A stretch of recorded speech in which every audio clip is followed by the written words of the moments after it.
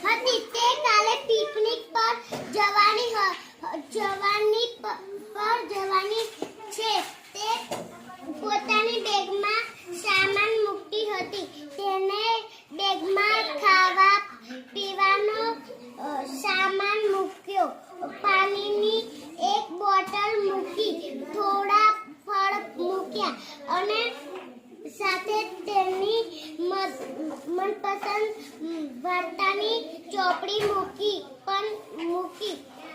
પછી વિચારવા લાગી, બીજું શું મૂકું? આ વિચારતા સૂઈ ગઈ.